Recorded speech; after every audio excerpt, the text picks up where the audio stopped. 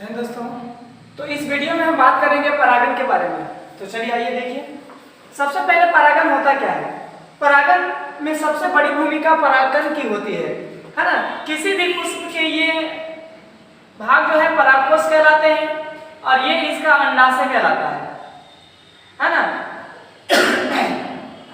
ये इसका परागकोश कहलाता है और इसी परागकोश में छोटे छोटे कण होते हैं जो फटने के बाद निकलता है, जिसे हम परागकण कहते हैं। और इसी परागकण के माध्यम से किसी भी पौधों में परागण की प्रक्रियाएं होती है, अर्थात परागण की प्रक्रियाएं संपन्न होती है। तो इसमें हम बात करेंगे परागण के बारे में। परागण कितने प्रकार के होते हैं चलिए।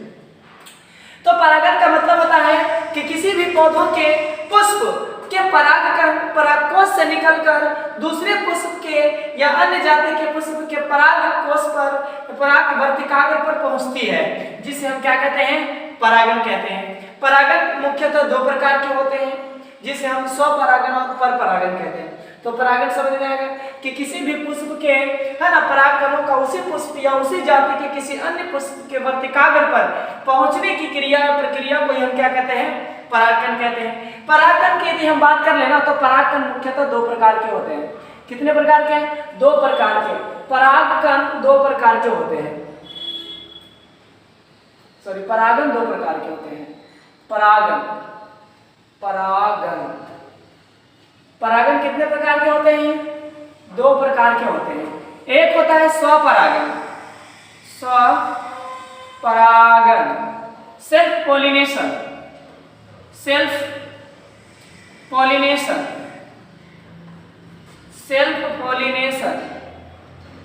दूसरा होता है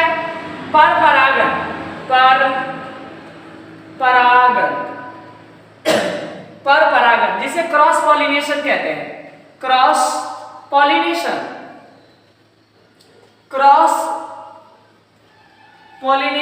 है ना। क्रॉस पॉलिनेशन ये दो प्रकार के परागण होते हैं। फिर परपरागण भी कई प्रकार के होते हैं, जैसे जल परागण, वायु परागण, कीट परागण, पक्षी परागण, है ना।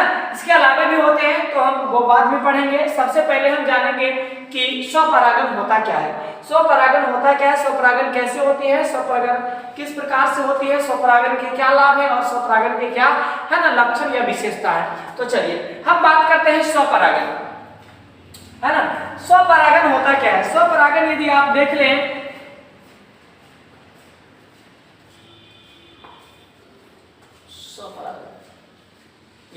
है ना। स्वपरागण का मतलब होता है कि किसी पुष्प पौधों के एक ही पौधे में दो पुष्प है ना आपस में क्या कर लेता है, परागण की प्रक्रियाएं कराती है।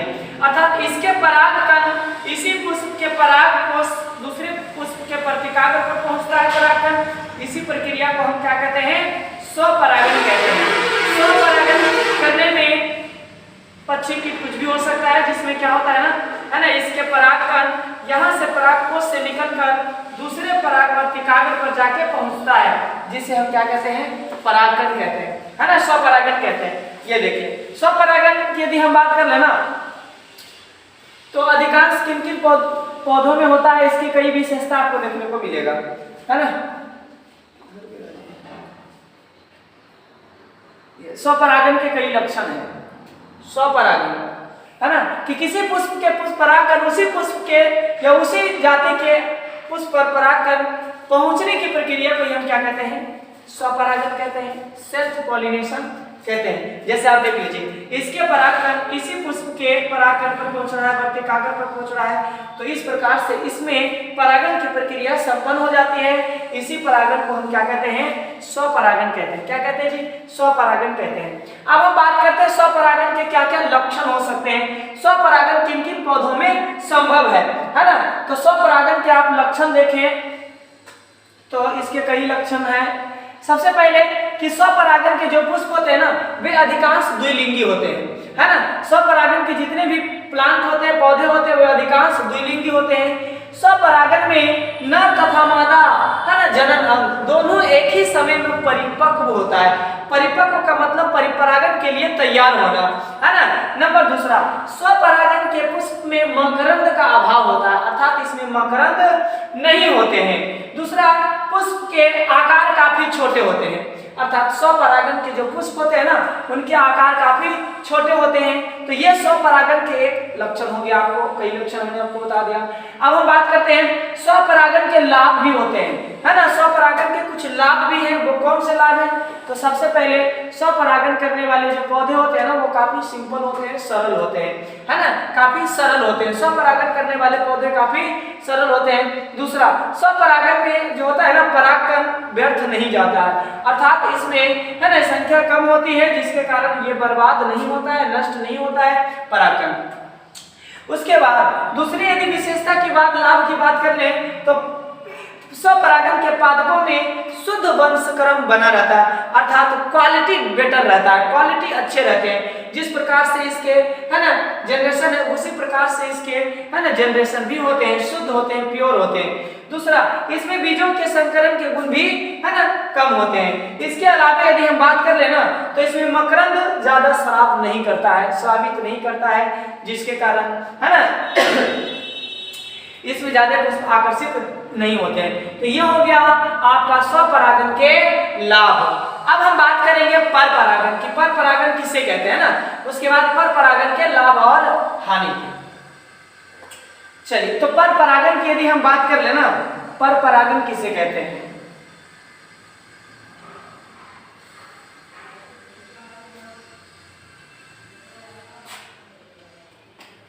ये देखिए परपरागन, परपरागन का मतलब क्या होता है कि ये मान के चलिए एक प्लांट ये है, एक प्लांट ये है, इस प्लांट के पुष्प के परागकण इस प्लांट के पुष्प के वर्ती कागज पर जाके पहुंच जाता है ना।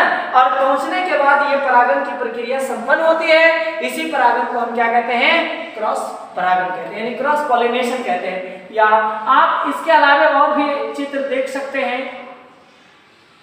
है ना। ये देखिए, ये प्लांट है, इस प्लांट के है ना पुष्प के परागकण यहां से निकलकर इस पुष्प के यानी दूसरे पौधे के पुष्प पर परागकण जाके पहुंचता है। तो इसके कारण ये पौधों में क्या होती है? परागन की प्रक्रिया संपन्न हो जाती है। इसी परागन को हम क्रॉस परागन या परपरागन या क्रॉस पॉलिनेशन कहते हैं, है ना। चलिए, तो अब इसे आप परिभाषित कर सकते हैं कि एक ही पुष्प के पौधे के परागकण अपने ही पुष्प जाति के किसी अन्य पुष्प के वर्तिकाग्र तक पहुंचने की क्रिया को हम क्या कहते हैं? परपरागन कहते हैं। तो यहां तक आप इसे चाहें तो इसका स्क्रीनशॉट ले लें। अब हम इसके क्या लिखेंगे? लाभ और हानि। ओके,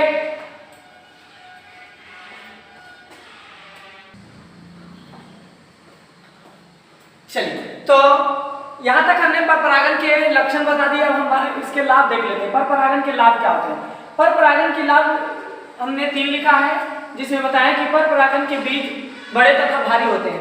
परपरागन करने वाले पौधों के जो बीज होते हैं वो भारी तथा बड़े होते हैं। दूसरे, इसके पुष्प में संकरण के गुण पाए जाते हैं, यानी इन पौधों के पुष्पों में, फूलों में है ना संकरण यानी अनुवांशिक गुण, संकरण के गुण पाए जाते हैं, संकरण गुण पाए जाते हैं। दूसरा, इसके पादपों में काफी विभिन्नताएं होती है, यानी इनके जो पुष्प प्लांट होते हैं, पौधे होते हैं, वो काफी अलग अलग प्रकार के दिखते हैं। काफी विभिन्नताएं मतलब काफी विभिन्नताएं पाई जाती है। इसके अलावा इसमें कुछ थोड़ी बहुत हानियां भी होती है जिसे आपको देखना चाहिए, है ना। हानि की यदि हम बात कर लेना तो परपरागन के कई हानि भी होते हैं। सबसे पहला हानि जो है कि इसमें अधिक मात्रा में परागकण की आवश्यकता होती है और बहुत सारे परागकण नष्ट हो जाते हैं, व्यर्थ हो जाते हैं। कुछ ही परागकण परागन की प्रक्रिया को संपन्न कर पाती है, बाकी शेष परागण नष्ट हो जाते हैं। दूसरा, इसमें परागकणों को नष्ट होने की संभावना ज्यादा होती है, यानी कि ज्यादा व्यर्थ हो जाते हैं, है ना। इसके साथ ही इस पुष्प में वंशानुक्रम कम पाया जाता है। उधर बताया था उसमें शुद्ध वंशानुक्रम ज्यादा होते हैं, यानी कि उसके जनरेशन शुद्ध होते हैं, जबकि इसके जनरेशन यानी वंशानुक्रम सिद्ध नहीं होते हैं, यानी कि पुष्प के द्वारा पुष्प आने वाले नए संतान पुष्प के वो शुद्ध नहीं होते हैं। तो इसमें शुद्ध वंशानुक्रम का अभाव होता है। इसके बाद हम बात करते हैं इसके अलावे परपरागन की प्रक्रिया में कुछ अनावश्यक हानिकारक जीन एंट्री कर जाता है, प्रवेश कर जाता है, जिसके कारण क्या होता है, इसके गुणों में परिवर्तन हो जाता है। तो ये पर परागण के पूरे है ना भाग था। अब हम बात करते हैं पर परागण। तो अगले वीडियो में हम बात करेंगे पर परागण कितने प्रकार के होते हैं।